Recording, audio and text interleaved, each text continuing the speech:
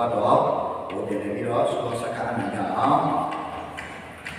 တိုင်ရှင်တော်ဘုရားတော်ကဒီလိုတော့ချင်လို့ရဲ့ဘုရားရှင်ကိုကြီးမာတော့ကြောင့်အားရဒီနေ့မသက်ရှင်တဲ့ချမ်းသာတဲ့မှာဒါဒီမိသားတို့ဒီလိုကိုယ်